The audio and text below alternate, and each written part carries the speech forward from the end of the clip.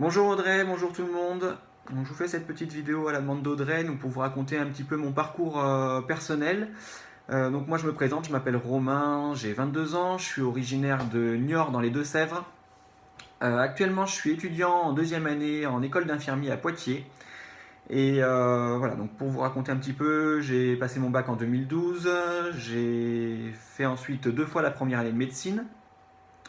Ça n'a pas très bien marché, donc je me suis redirigé vers l'école d'infirmier. Et donc en attendant la rentrée, de passer le concours, etc., j'ai travaillé un petit peu quelques mois en CDD dans le domaine de l'événementiel. Donc au niveau salaire, voilà, j'ai travaillé que 4 mois, j'étais payé au SMIC, donc voilà pour vous donner un petit peu une idée. Et autrement, ben là étant étudiant, j'ai pas de salaire, j'ai juste des aides de Pôle Emploi pour ma formation qui s'élèvent à 650 euros. Voilà, ça vous donne une petite idée, ça laisse pas énormément de marge pour mettre de l'argent de côté en étant étudiant. Donc voilà. Autrement, moi je viens d'une famille qui n'était pas du tout dans l'immobilier. Personne ne s'y intéressait autour de moi.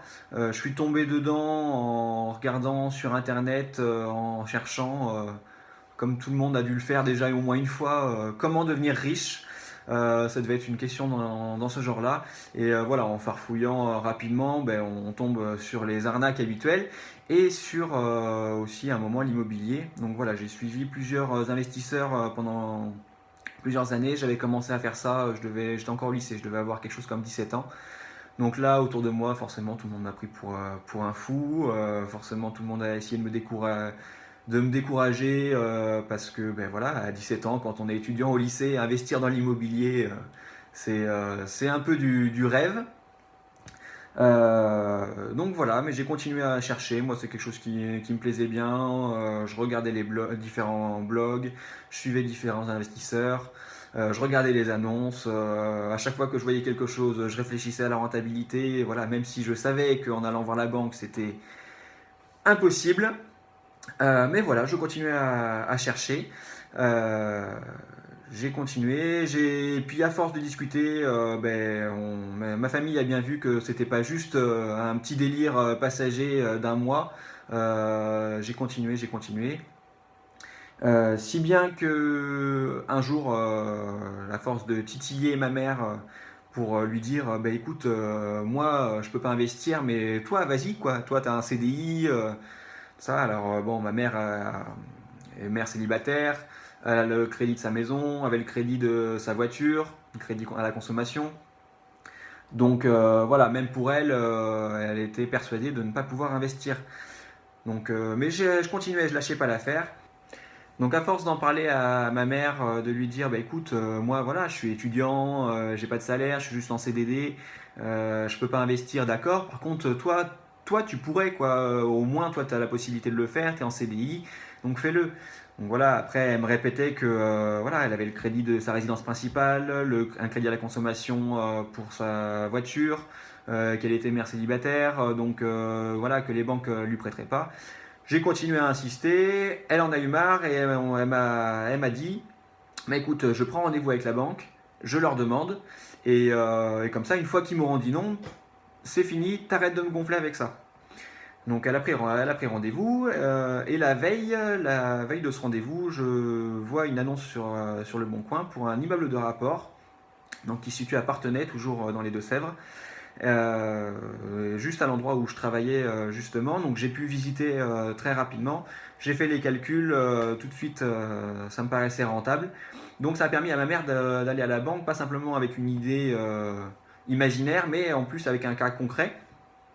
Et elle est ressortie de la banque avec un avis positif.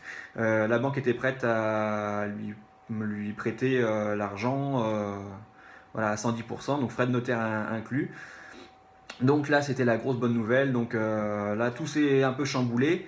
On a fait la visite avec d'autres banques pour comparer un petit peu les offres. Finalement, donc on a réussi à trouver un prêt qui nous convenait. Donc on a acheté notre premier bien à tous les deux, puisqu'on a créé une SCI pour investir ensemble. Donc on est passé quand même à l'action, on a acheté cet immeuble de rapport, donc de 5 appartements situés à Parthenay. Donc c'est des petits appartements, c'est des studios T1, T2, voilà. Donc c'est un un immeuble de rapport pardon que on a acheté 110 000 euros. Ça nous permet d'avoir une rentabilité nette d'à peu près 11-12%, et un cash flow d'à peu près 300 euros par mois. Ensuite, on a acheté un deuxième bien, cette fois sur Poitiers, donc ça m'arrangeait parce que j'étais sur place. C'est un appartement donc, pour faire de la colocation, donc ça plaira à Audrey. C'est un appartement de 110 mètres carrés avec 5 chambres. Donc là, cette fois que j'ai fait rénover entièrement de A à Z, donc là il y a eu pas mal de soucis au niveau des travaux. Voilà, avec deux entrepreneurs qui se sont filés un peu des crasses, beaucoup de retard. Un entrepreneur qui est allé ensuite en liquidation judiciaire, donc ça aide pas pour les travaux. Donc les travaux ont duré beaucoup plus longtemps que prévu, ça a duré 8 mois en tout. Mais bon, ça y est, là, depuis 2 mois, c'est fini. L'appartement a été loué très, très, très rapidement pour les 5 chambres. Donc voilà, c'est la grosse bonne nouvelle. Et depuis, tout roule, il n'y a aucun souci. Voilà, donc ce bien-là, lui, par contre, il a été acheté au départ, prix d'achat 95 000 euros. Il y a eu à peu près pour 35 000 euros de travaux. Les meubles, on va compter à peu près 10 000 euros. Et au niveau de la rentabilité, on est à entre 14 et 15% de rentabilité nette. Voilà, avec un cash flow d'à peu près entre 600 et 700 euros par mois. Sachant que j'ai des charges de copropriété où je me suis un peu fait avoir qui sont très élevées, qui me reviennent à peu près à 250 euros mensuels, donc c'est très élevé. Voilà, et après je leur inclus également tout ce qui est toutes les charges, ils n'ont rien d'autre à payer, c'est-à-dire l'eau, l'électricité, tout est meublé, je leur offre internet, tout est compris dedans. Voilà, c'est des choses qui ont fait que ça s'est très bien loué. Donc voilà, depuis je me suis arrêté là, donc on est à 2 biens dans la SCI. Donc voilà, pour quelqu'un alors c'est un travail d'équipe, hein, c'est fait avec ma mère, je fais un peu tout ce qui est connaissance en investissement, recherche, gestion, etc. Et elle permet, elle, d'investir grâce à ses revenus, et de gérer aussi également tout ce qui est comptabilité, sachant que c'est pas vraiment mon domaine. C'est quelque chose sur lequel il faut que je me penche.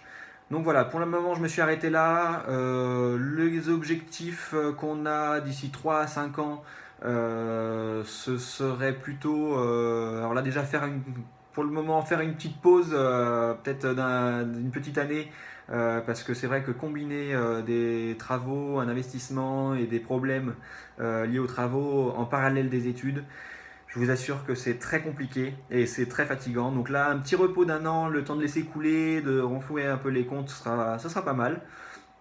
Voilà, après d'ici 3 à 5 ans, ce serait certainement faire peut-être d'autres investissements, certainement obligé de faire un petit arbitrage, notamment ce serait plus sur l'immeuble de rapport, parce qu'avec un seul revenu, pour le moment, on est un peu limité quand même au niveau des investissements et de la capacité d'endettement.